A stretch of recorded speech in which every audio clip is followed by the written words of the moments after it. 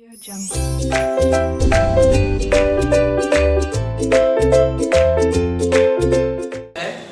मैं इको यहाँ पर स्टार्ट कर रहा हूँ, इको लेक्चर ले रहा हूँ।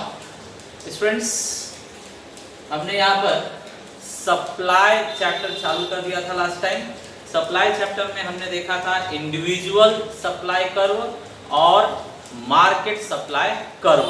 दोनों ही केस में हमने देखा था कि सप्लाई प्राइस के साथ में डायरेक्ट रिलेशनशिप रखता है। मतलब प्राइस अगर हाई रहेगा तो सप्लाई क्या रहेगा, मोर, और प्राइस अगर लो रहेगा तो सप्लाई क्या रहेगा, लेस। ठीक है, तो इसी बात को लॉ बनाकर अल्फ्रेड मार्शल ने लिखा हुआ है।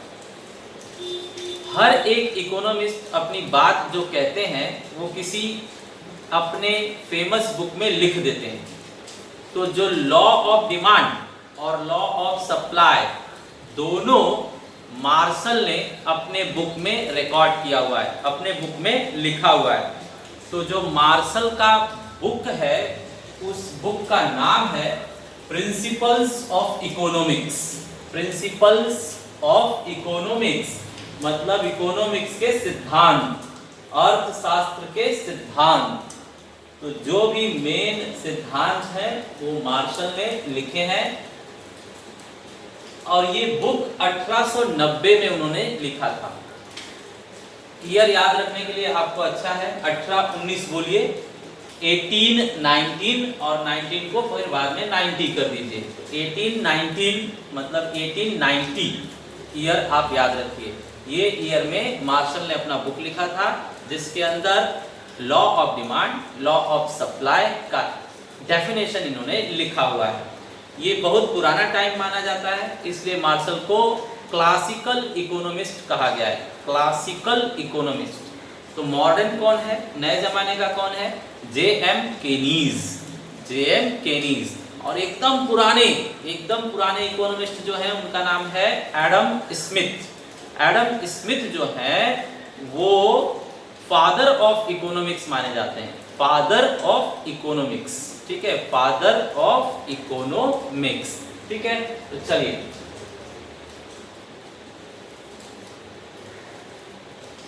यहां पर जो लॉ लिखा है मार्शल ने वो लॉ मैं बोर्ड पर लिखता हूं, फिर आपको एक्सप्लेन करता हूं, आप लोगों को याद करना रहेगा। ठीक है, लॉ शुरू करते टाइम हमेशा इकोनॉमिस्ट लिखते हैं अदर थिंग्स बीइंग कांस्टेंट। इसका मतलब है सामान्य परिस्थिति होने पर, मेरा नियम सामान्य परिस्थिति होने पर ही लागू होगा। Higher the price of a commodity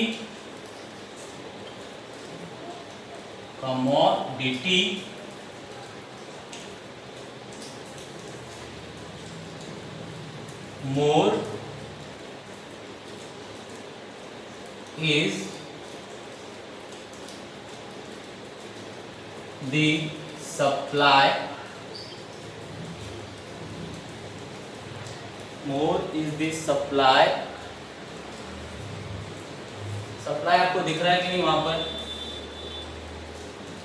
नहीं दिख रहा? हाँ दिख रहा है। The supply, more is the supply of that commodity.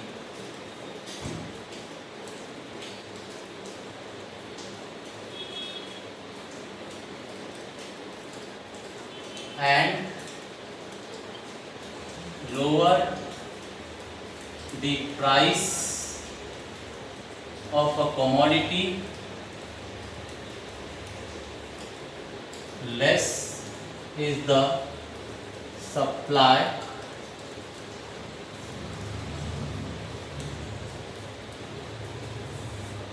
of that commodity।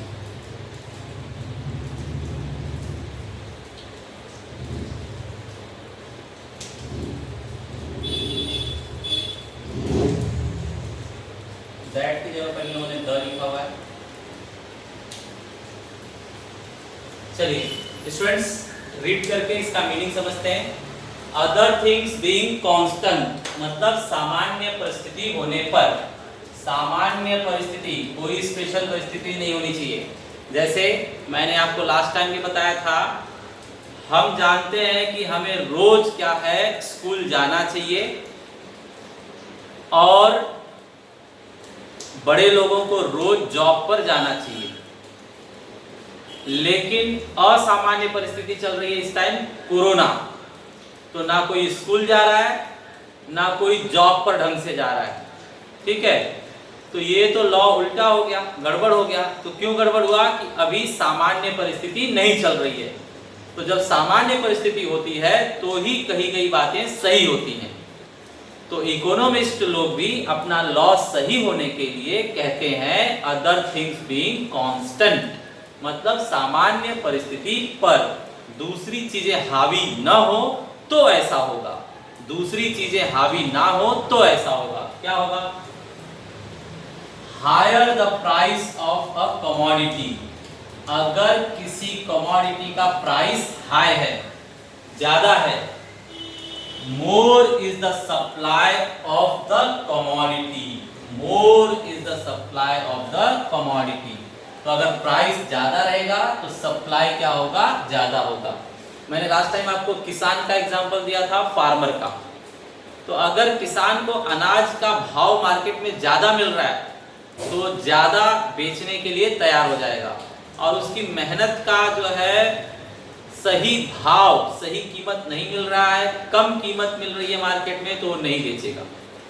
ठीक है, वो लोकल मार्केट में बेचेगा, सरकारी खजाने में, सरकारी गोदामों में नहीं बेचेगा। जहां पर उसे कम मिलेगा पैसा वहां पर नहीं बेचेगा, जहां पर ज्यादा पैसा मिलेगा वहां पर बेचेगा। ठीक है, इसी तरह से जो मजदूर हैं वो जाते हैं, यहाँ पूछते हैं कि जॉब मिलेगा क्या, वहां पूछते हैं जॉब मिलेगा क्या। तो जहां अच्छी सैलरी मिलेगी वहां अपनी सर्विस देने के लिए तैयार हो जाते हैं। Salary means what? प्राइस। अगर प्राइस अच्छी मिल रही है तो सर्विस देने के लिए तैयार हो जाएंगे, मतलब सप्लाई करने के लिए तैयार हो जाएंगे। और अगर सैलरी अच्छी नहीं मिल रही है तो फिर ये सप्लाई भी नहीं करेंगे। तो बहुत नॉर्मल बात है। ठीक है, प्रोड्यूसर, सप्लायर, सेलर भी ऐसे ही करते हैं। प्राइस अगर अच्छी मिल रही है तो सप्लाई करते हैं, और प्राइस अच्छी नहीं मिल रही है तो सप्लाई नहीं करते। जैसे आपको मालूम है इस टाइम अम्ब्रेला और रेनकोट का जो है अच्छी कीमत मार्केट में मिलेगा, तो हर जगह पर अम्ब्रेला और रेनकोट की सप्लाई हो रही है। अभी बारिश बंद हो जाएगा, आप आधे भाव में भी अम्ब्रेला बेचोगे, आधे भाव में अगर रेनकोट बेचोगे तो भी लोग नहीं परचेस करेंगे, तो फिर उस टाइम सप्लाई ही बंद कर देते हैं लोग। किसी दुकान में अम्ब्रेला नहीं दिखेगा, किसी दुकान में रेनकोट नहीं दिखेगा। ठीक है, तो नॉर्मल बात है, सिंपल बात है, बिल्कुल इजी बात बताया मार्शल ने कि प्राइस हाई रहेगा तो ही लोग सामान बेचेंगे, सप्लाई करेंगे। ठीक है, चाहे प्रोडक्ट हो चाहे सर्विस हो, कमोडिटी हो या सर्विस हो, अगर अच्छी कीमत मिल रही है तो ही सप्लाई करेंगे, नहीं तो नहीं। तो देखिए, अच्छी कीमत मतलब हायर प्राइस मिल रही है तो ही क्या करेंगे? सप्लाई करेंगे, मतलब मोर सप्लाई। दूसरा case, lower the price of a commodity, अगर कमोडिटी का प्राइस लोअर है, कम है, प्राइस कम है, तो प्रोड्यूसर क्या करेगा? लेस सप्लाई करेगा। प्रोड्यूसर क्या करेगा? लेस सप्लाई करेगा। अगर उसके प्रोडक्ट का कीमत उसे मिल ही नहीं रहा है, उसको नहीं परवड़ रहा है, उसको नहीं जम रहा है, तो नहीं बेचेगा। तो प्राइस जैसे जैसे कम होती जाएगी मार्केट में उस कमोडिटी की, वो चीज बेचना लोग क्या कर देंगे? बंद कर देंगे या कम कर देंगे। तो बहुत सिंपल बात है, बहुत इजी डेफिनेशन है। एक बार और पढ़ देते हैं, फिर आप लोग उसे याद करोगे और मुझे यहाँ पर बोलकर दिखाओगे। ठीक है, तो let's start here. Alfred Marshall ने अपने बुक प्रिंसिपल्स ऑफ इकोनॉमिस्ट में लिखा, प्रिंसिपल्स ऑफ इकोनॉमिक्स में लिखा, कौन से ईयर में? 1890 ईयर में ये बुक पब्लिश किया था उन्होंने, 1890 ईयर में पब्लिश किया था। क्या लिखा उन्होंने? अदर थिंग्स बीइंग कांस्टेंट, मतलब सामान्य परिस्थिति में, अदर थिंग्स बीइंग कांस्टेंट मतलब दूसरी परिस्थितियां हावी अगर न हो तो higher the price of a commodity, more is the supply of the commodity.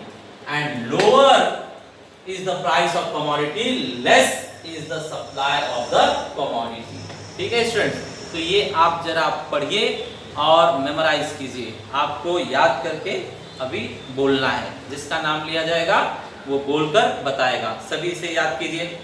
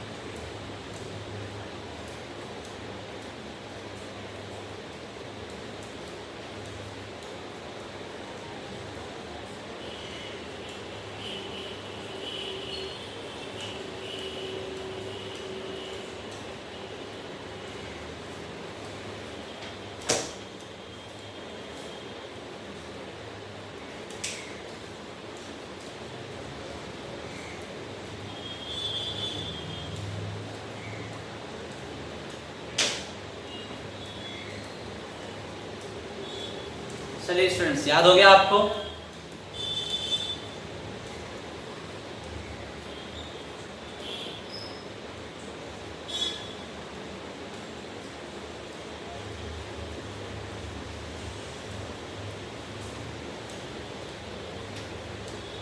बोलिए स्टूडेंट्स, कौन पहले खुद से बोलना चाहेगा?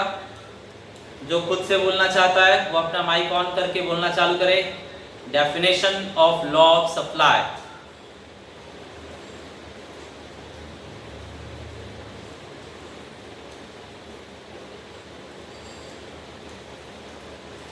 यस स्टूडेंट्स, जिसको याद है बोलिए, जिसने तैयार कर लिया है बोलिए।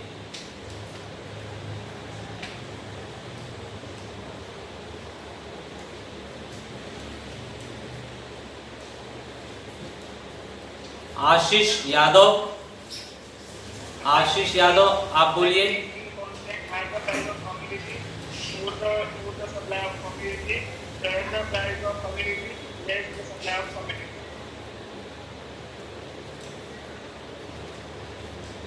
चलो पूनम रत्ना तुम बोलो।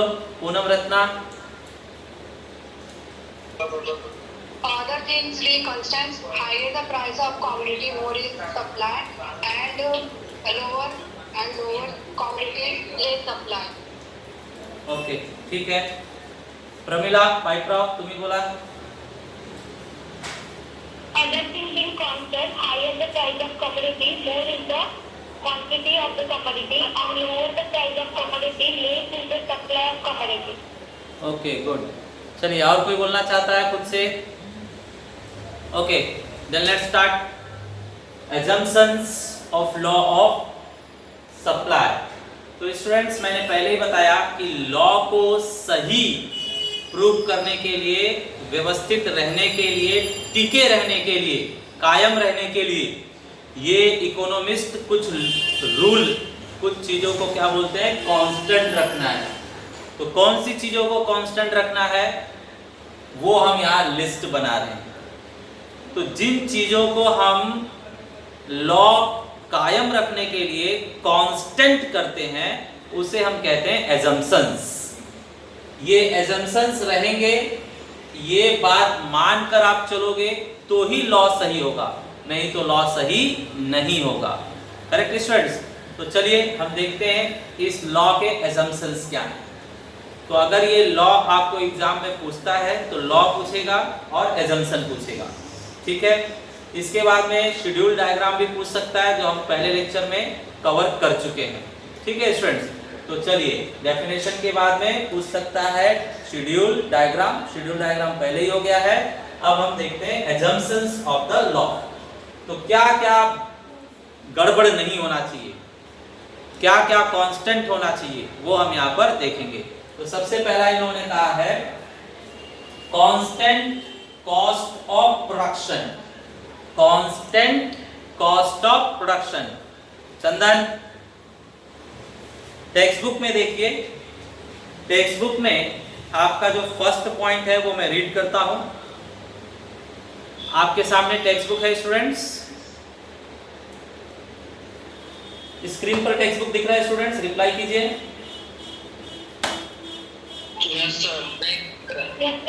ओके, देखिए फिर constant cost of production 39 first point down. Text book में 39 पेज डाउन फर्स्ट पॉइंट। एक बात और बता दूं, कोरोना की वजह से एक क्वेश्चन कट गया है पेज 39 पर ही। Determinant of supply, determinant of supply जो है वो पोर्शन से कट गया है इस साल के लिए, ठीक है। क्या बताया गया आपको? डिटर्मिनेंट्स ऑफ सप्लाई कट चुका है। हम लोग assumptions of law of supply का फर्स्ट पॉइंट रीड कर रहे हैं टेक्स्ट बुक से। देखिए जरा, constant cost of production, constant cost of production is it is assumed that there is no change in the cost of production. A change in cost of production will affect the profits of the sellers, therefore less quantity will be supplied at the same price. तो सबसे पहला point in लोगों ने assumption में बताया है कि cost of production क्या होना चाहिए? कांस्टेंट होना चाहिए। जब आप लॉ चेक कर रहे हो तो कॉस्ट ऑफ प्रोडक्शन क्या होना चाहिए? कांस्टेंट होना चाहिए।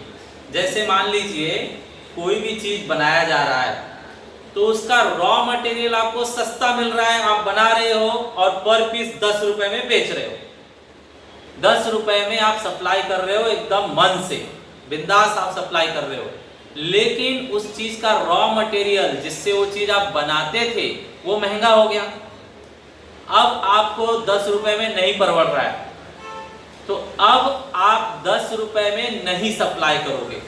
तो लॉ क्या कहता है कि अगर प्राइस कम मिलता तब सप्लाई कम करना चाहिए था, लेकिन मुझे तो प्राइस कम नहीं मिल रहा है, प्राइस वही मिल रहा है 10 रुपीज, लेकिन मैं सप्लाई नहीं करूंगा, मैं सप्लाई नहीं करूंगा क्योंकि उसमें जो कॉस्ट लग रहा है वो महंगा हो गया है। पहले 10 रुपए में परवड़ता था, मैं बेचता था, सप्लाई करता था, लेकिन अब नहीं परवड़ रहा है, अब नहीं सप्लाई करूंगा। ठीक है स्टूडेंट्स, तो यहाँ पर रॉ मटेरियल जो है अगर महंगा हो गया तो मेरा प्रॉफिट क्या हो जाएगा, कम हो जाएगा, फिर मैं सप्लाई नहीं कर पाऊंगा उस रेट में। तो लॉ कहता है कि प्राइस कम हो जाता तो सप्लाई बंद करो, लेकिन यहाँ पर तो 10 रुपए ही प्राइस है, लेकिन मैं सप्लाई क्या कर रहा हूँ, बंद कर रहा हूँ। मैं क्या बोल रहा हूँ, 12 रुपए 13 रुपए दोगे तो सप्लाई करूंगा। ठीक है, ओके। दूसरा एग्जांपल मान लीजिए, जैसे क्लासेस है, क्लासेस में स्टूडेंट का एडमिशन मान लीजिए 12,000 में हो रहा है। मैं 12,000 में बड़े ही मन से, स्वेच्छा से उन्हें पढ़ाने के लिए एडमिशन दे रहा हूँ। ठीक है, तो 12,000 मिल रहा है, 12 का एडमिशन मैं ले रहा हूँ। लेकिन कोरोना की वजह से मान लीजिए टीचर्स बोलेंगे कि हम नहीं आ पाएंगे, हम नहीं पढ़ाएंगे। ठीक है, तो अब मुझे तकलीफ हो जाएगी। मैं क्या बोलूँगा कि ठीक है, आप किसी तरह से मैनेज करके आ जाइए, आपको सैलरी में डबल देता हूँ, सैलरी में डबल देता हूँ। तो अब चेक कीजिए, अगर मैं सैलरी डबल दूंगा तो अब मुझे 12,000 में परवड़ेगा क्या, नहीं परवड़ेगा। तो जो पहले मैं 12,000 में तैयार था स्वेच्छा से पढ़ाने के लिए, अपनी सेवा सप्लाई करने के लिए, लेकिन अब 12,000 में मैं तैयार नहीं हूं। तो यहाँ लॉ कहता है कि प्राइस कम हो जाता तब तैयार नहीं होते, तब सप्लाई नहीं करते। लेकिन तो प्राइस तो कम हुआ नहीं, 12,000 ही है, लेकिन मैं सप्लाई अब नहीं करना चाहता, क्योंकि जो कॉस्ट ऑफ प्रोडक्शन है, उस सर्विस को देने के लिए जो मेरा कॉस्ट लग रहा है वो क्या हो गया, महंगा हो गया है। तो अब मैं 12,000 में नहीं दे पाऊंगा। तो आप समझ रहे हैं स्टूडेंट्स, इकोनॉमिस्ट ने कहा प्राइस कम हो जाए तब मत सप्लाई करना, लेकिन प्राइस तो 12,000 ही है। लेकिन अब कोई आकर पूछता है कि 12,000 में एडमिशन दीजिए सर, तो मैं बोलता हूँ नहीं दे पाऊंगा, अब 12,000 में एडमिशन नहीं दे पाऊंगा। तो प्राइस तो डाउन नहीं हुआ, लेकिन आपने सप्लाई डाउन कर दिया। ठीक है, तो ये लॉ के खिलाफ है, लॉ के विरुद्ध है। तो ये लॉ मतलब एजम्पशन क्या रखा गया कि कॉस्ट चेंज नहीं होना चाहिए। जब आप लॉ चेक कर रहे हो तो कॉस्ट ऑफ प्रोडक्शन चेंज नहीं होना चाहिए, बरोबर। तो ये फर्स्ट एजम्पशन था, कांस्टेंट कॉस्ट ऑफ प्रोडक्शन, मतलब जो खर्चा पहले प्रोडक्शन पर होता था वही खर्चा होना चाहिए, तब लॉ काम करेगा। ठीक है स्टूडेंट्स, तो ये पहला आपका एजम्पशन खत्म हुआ। सेकंड एजम्पशन देखते हैं टेक्स्ट बुक में, टेक्स्ट बुक आपके सामने। Second assumption, constant technique of production, it is also assumed that technique of production does not change. Improved technique of production may lead to an increase in production. This in turn may lead to an increase in the supply at the same price. अब देखिए students, इन्होंने second point बताया कि constant technique of production होना चाहिए। Technique of production जो है वो कांस्टेंट होना चाहिए मेरा लॉ चेक करते टाइम। इसका क्या मतलब है, मार्शल ने ऐसा क्यों कहा कि कांस्टेंट टेक्निक होना चाहिए? तो आप किसान का एग्जांपल लीजिए स्टूडेंट्स, फार्मर का। फार्मर जब हल से चलाता था, हल चलाता था, खेत में अनाज उत्पन्न करता था, हल से काम करता था, तो उसे बहुत मेहनत लगता था, बहुत समय लगता था, तो अनाज कम प्रोड्यूस कर पाता था, और कम होने की वजह से क्या है, वो महंगे में बेचना चाहता था। मान लीजिए 40 रुपए किलो के रेट में वो बेचना चाहता था। 40 रुपए अगर मिल रहा है तो बेचना चाहता था। ठीक है, अब इसके बाद टेक्निक्स आ गई, हर चीज किसान का क्या है, अब टेक्नोलॉजी से हो रहा है। ट्रैक्टर आ गए, हार्वेस्टर्स आ गए, कटिंग मशीन्स आ गए, तो वो सिर्फ बैठे बैठे ही सारे काम कर लेता है, बैठे बैठे ही सारे काम कर लेता है। तो अगर बैठे बैठे सारे काम कर ले रहा है और बहुत स्पीड में काम कर ले रहा है, तो वो और खेत परचेज कर लेगा और ज्यादा अनाज उत्पन्न कर लेगा आसानी से, और कम मेहनत से कम समय में अगर ज्यादा अनाज उसने उत्पन्न कर लिया, तो अब 40 रुपए नहीं 35 रुपए 35 रुपीज में ही बेचने के लिए तैयार हो जाएगा। क्यों? क्योंकि उसका समय कम लगा है, मेहनत भी उसका कम लगा है, प्रोडक्शन क्या हो रहा है, ज्यादा हो रहा है, तो टेक्निक अगर मजबूत आ जाए तो फिर वो क्या करेगा, सस्ते में भी बेचने के लिए तैयार हो जाएगा। लॉ क्या कहता है, अगर प्राइस कम हो गया तो मत बेचना, बेचने वाला जो कमोडिटी है वो मत बेचो, सप्लाई कम कर दो। लेकिन यहाँ पर 40 रुपए से 35 रुपए होने के बावजूद भी क्या करेगा, वो किसान बेचेगा, क्योंकि उसने आसानी से प्रोडक्शन कर लिया है ट्रैक्टर की वजह से, न्यू मशीन्स की वजह से। ठीक है स्टूडेंट्स, अभी देखिए यहाँ पर अगर मान लीजिए एक क्लासरूम में हम पहले 20 लोगों को बिठाकर पढ़ाते थे, 20 लोगों को बिठाकर पढ़ाते थे, मान लीजिए हर एक का 12,000 फीस था। लेकिन नई टेक्नोलॉजी आ गई कि जूम ऐप पर पढ़ाइए, मीट ऐप पर पढ़ाइए, तो अब हम 20 की जगह पर 50 स्टूडेंट्स को एक साथ पढ़ा सकते हैं। तो मैं क्या बोलूंगा, उतने ही मेहनत में जहां 20 लोगों का काम मैं कर पाता था, अब 50 लोगों का काम कर पा रहा हूं, तो मैं सर्विस क्या कर सकता हूं, अपनी सस्ते में दे सकता हूं। तो मैं क्या करूंगा, कम रेट में भी सप्लाई करने के लिए तैयार हो जाऊंगा। करेक्ट है स्टूडेंट्स। तो लॉ क्या कहता है कि जब भी प्राइस कम हो आप सप्लाई मत करना, चाहे कमोडिटी हो चाहे सर्विस हो। लेकिन यहाँ पर तो कम प्राइस होने के बाद भी अगर कोई स्टूडेंट्स अब कम फीस दे रहा है तो भी आप एडमिशन ले रहे हो, क्योंकि टेक्नोलॉजी आ गई है। टेक्नोलॉजी नई और इम्प्रूव आने की वजह से आप उतने ही मेहनत में ज्यादा लोगों को कवर कर पा रहे हो, तो कम फीस में क्या है, आप सर्विस देने के लिए तैयार हो जाओगे।